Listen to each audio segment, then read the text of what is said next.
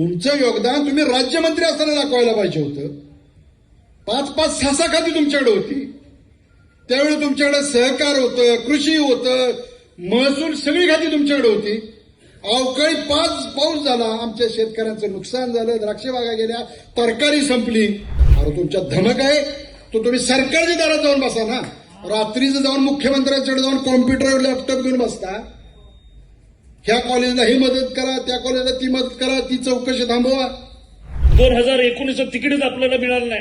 हा मतदारसंघ सुटला शिवसेनेला आणि मग भाऊंनी न लढण्यास निर्णय घेतला. त्यांनी मला आठवतंय जेव्हा भाऊंना सांगितलं की मी कुठल्याही पक्षात लढणार नाही, मी हा भारतीय जनता पार्टीचा मी कार्यकर्ता आहे आणि लढलो तर मी भारतीय जनता पार्टीचं तिकीट द्या, अन्यथा मला तिकीटच नको. नमस्कार, मी मयुरी आणि आपण पाहत आहात 7 स्टार न्यूज. 2019 साली उभाटा शिवसेनेने हा मतदारसंघ विकला नसता तर भाजपाचा उमेदवार म्हणून कामाचा आमदार कसा असतो हे दाखवता आलं असतं. कालच्या निवडणुकीत संग्राम देशमुख आमदार न व्हावे यासाठी अनेकांनी प्रयत्न केले. मी जर एकदा आमदार झालो तर कामाच्या जोरावर विरोधकांना पेनाने देखील आमदार लिहून दिले नसते. या मतदारसंघात स्वतः कदम साहेबांचं योगदान आम्ही नाकारत नाही, पण एक राज्यमंत्री म्हणून तुम्ही काय योगदान दिले? आज शक्तीपीठ महामार्गावरून तुम्ही राजकारण करत आहात. तुमच्यात धमक असेल तर सरकारच्या दारात बसा. हे सरकार शेतकऱ्यांच्या हिताचे निर्णय घेणारं सरकार आहे. शेतकऱ्यांच्या संमतीशिवाय हा महामार्ग सरकार कदापि करणार नाही. आसदसाठी जिल्हा परिषद अध्यक्ष कार्यकाळात 8 कोटीपेक्षा जास्तीचा निधी दिला असून यापुढेही लागेल तितका विकास निधी देऊन एकही विकास आसदमध्ये शिल्लक ठेवणार नाही. आज भारतीय जनता पार्टी हा जगातील सर्वात मोठा पक्ष असून आपण त्या पक्षाचे कार्यकर्ते आहोत. उदरनिर्वाहासाठी दुसऱ्यांच्या घरात धुणेभांडी करणारी माऊली पश्चिम बंगालमध्ये आमदार झाली. हे फक्त भाजपच करू शकतं. भारतीय जनता पार्टी ही कोणाची मक्तेदारी नसून कार्यकर्त्यांचा पक्ष असल्याचे प्रतिपादन सांगली जिल्हा परिषदेचे माजी अध्यक्ष संग्राम संपतराव देशमुख यांनी केले. ते कडेगाव तालुक्यातील काँग्रेसचा बालेकिल्ला असणाऱ्या सोनहिरा खोऱ्यातील आसद गावचे विद्यमान लोकनियुक्त सरपंच यांच्या भाजपमध्ये जाहीर पक्षप्रवेश व विकास कामाच्या भूमिपूजनाप्रसंगी आयोजित कार्यक्रमात बोलत होते. यावेळी भाजपाचे सांगली जिल्हाध्यक्ष सम्राट महाडिक, प्रदेश कार्यकारिणी सदस्य राजाराम गरुड, किसान मोर्चा जिल्हाध्यक्ष ॲडव्होकेट विशाल मोहिते, भाजपा कडेगाव तालुका अध्यक्ष विकास सूर्यवंशी प्रमुख उपस्थित होते. यावेळी बोलताना सम्राट महाडिक म्हणाले की आज गल्लीपासून दिल्लीपर्यंत भाजपचीच सत्ता आहे. भाजपाचा जिल्हाध्यक्ष म्हणून संग्राम भाऊंच्या वतीने भाजपमध्ये प्रवेश केलेल्या विद्यमान लोकनियुक्त सरपंच यांच्यासह अन्य कार्यकर्त्यांना सर्वोपरी ताकद तुमच्या पाठीशी उभी करणार असल्याची ग्वाही महाडिक यांनी दिली.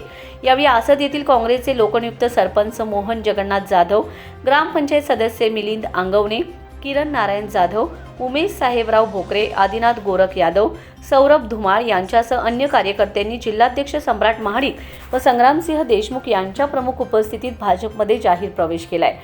यावेळी ताकारी योजना टप्पा क्रमांक 3 ते वितरण रस्ता डांबरीकरण करणे या विकास कामांचे भूमिपूजन संपन्न झाले.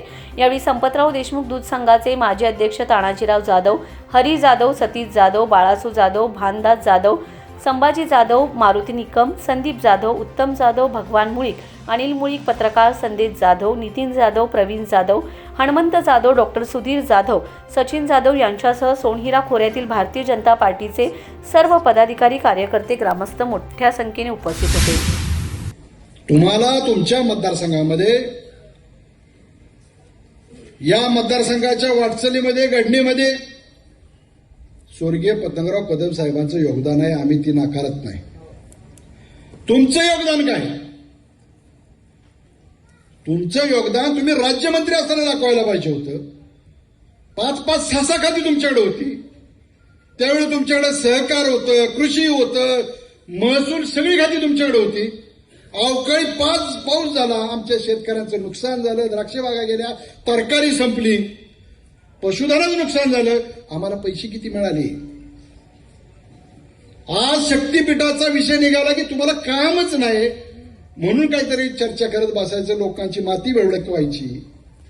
मी तुम्हाला जबाबदारीनं खात्रीशीर पत्रकार महोदयांना पण सांगतो, हे कोण काय म्हणते याला अर्थ नाही.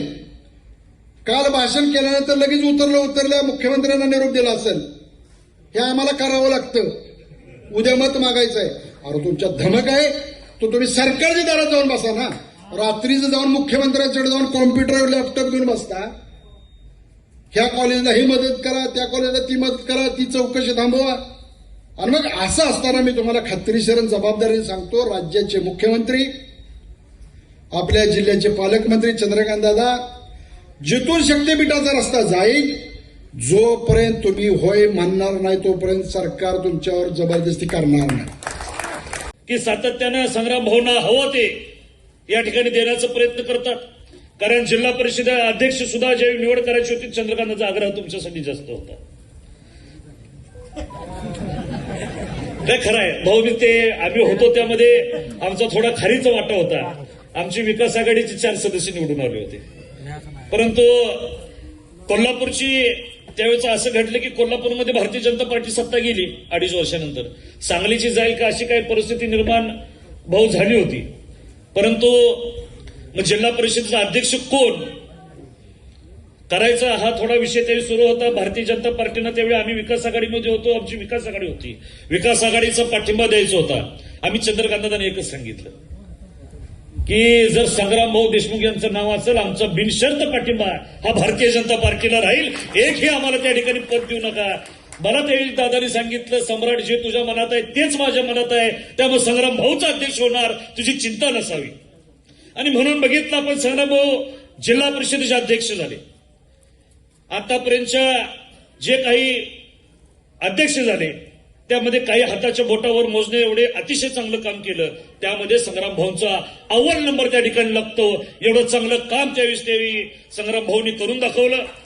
कोट्यावधींचा विकास निधी या ठिकाणी ह्या विधानसभा क्षेत्रामध्ये आणला. आपण बघितलं, एक विकासाची गंगा त्यावेळी या ठिकाणी वाहू लागली. आणि नंतर आपण बघितलं की नशिबानं 2019चं तिकीटच आपल्याला मिळालं नाही. हा मतदारसंघ सुटला शिवसेनेला.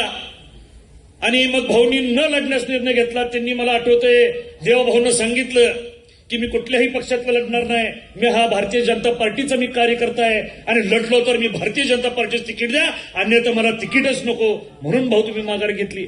अन्यथा 2019ला असणाऱ्या पलूस कडेगाव मतदारसंघावर कमळाचा झेंडा भाऊ फडणवीस राहिला नसता, ही परिस्थिती त्यावेळीची सुद्धा होती. Bureau report 7 star news.